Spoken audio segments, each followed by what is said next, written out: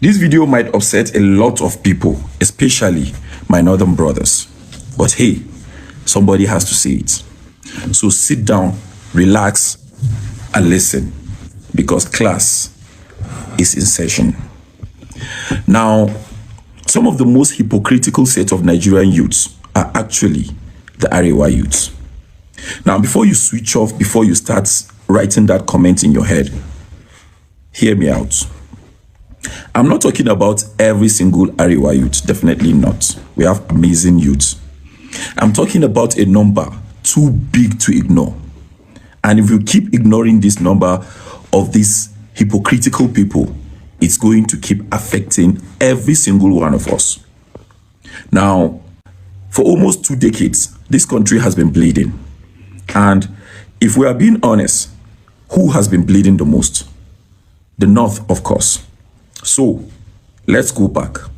Not too far, just far enough for you to remember. Do you remember when going to mosque on Fridays means checking your bag before you step in? Do you remember when Sunday service used to come with that quiet thought in your head that today could be the day? Do you remember when the bomb blasts, wasn't breaking news anymore? It was just another Tuesday. Do you remember how we stared at, other people differently? When a stranger comes within us with a bag, our hearts start racing.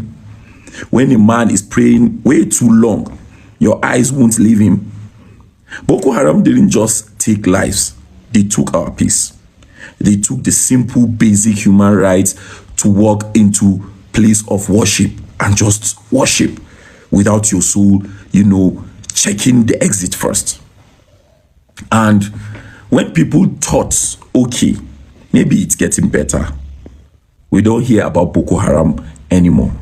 Bandits arrived to remind us that hell has many doors. Now, traveling is a gambling today.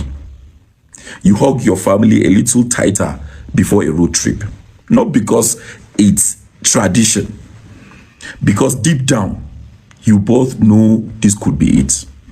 People don't say, see you later with confidence anymore. They say it and pray. And then the call comes in. And instead of you to hear, hello, the journey was fine. I had a nice journey. What you hear is a cold voice telling your family that if they want their son, their daughter, their father to get back home, they need to pay an amount of money that your entire family combined has never held in their lives. Not in a bank account, not in their lifetime. And you have no option. You cannot fly. You don't have the money to fly. You can't take flights. So your only option is to follow that route. Most people can't afford to fly in Nigeria. How much is flights?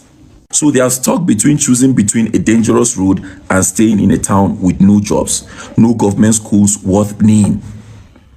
And fuel is now sitting at around 1,300 plus for each liter, while salaries stayed exactly where they were, years back, with inflation and everything happening. Now, this is the reality. This is what's happening to our people. And after all this, somehow, there are still people online with the audacity to defend the very people whose only job is to protect us from all this. But you don't hear their voices. You don't hear them. They don't unite to speak with one voice when it has to do with security and our lives. But you know where, their voice unites? When a popular person or a celebrity's marriage is collapsing. We are live. We are updated. We are invested. When someone else's nudes leak online, new updates, suddenly everybody is a journalist. When 2 Kannywood stars or 2 TikTok influencers in the North are beefing each other or cursing each other online, your WhatsApp status, Instagram, TikTok, Twitter, it's everywhere. You cannot miss it. You dare not miss it.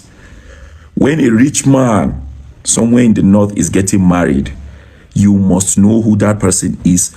You must see the marriage. It hits everybody. Our voices unite when it comes to that. But villages turning into ash, children vanishing from classrooms, mothers burying sons they raised for 20 years in 20 minutes, all you hear is silence. Total, deafening silence. And then, oftentimes we do see some northerners or some influential northerners do come out to call out, this injustice. We have people like Sadiq Sani Sadiq, who has stood up and has been doing it. Even recently, he's calling, for protests. So when we have these kind of people calling for protests, calling for peaceful protests to tell the government that our lives matter, our children matter, this has to stop. And then what happens? The paid political robots wake up. Youths amongst us, they start writing threats, ACs, coordinated attacks. They won't attack the bandits. They won't attack the terrorists. No, those are no-go areas. But they will attack the person calling, for the government to do the right thing. Because a protest might embarrass somebody's paymaster.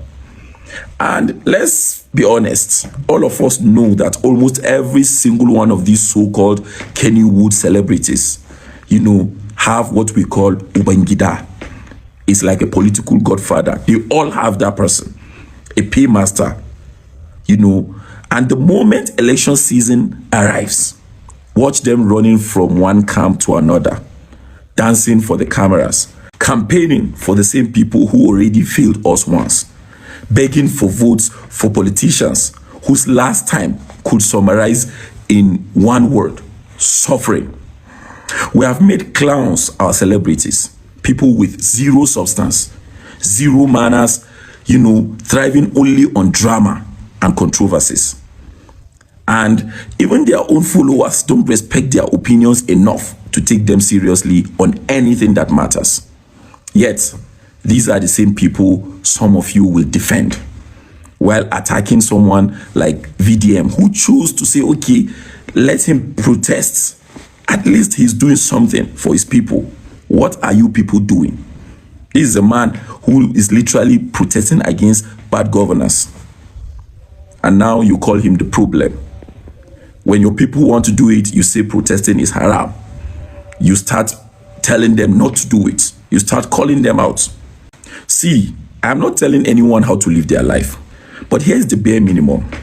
If Boko Haram, bandits, kidnapping, and a government that has failed you on every front haven't moved you to speak up, at least don't speak against the ones who are speaking up. Because the bullets don't check your follower counts before they fire. The bandits don't ask you who you defended online before they strike. You are not immune. Your family is not immune.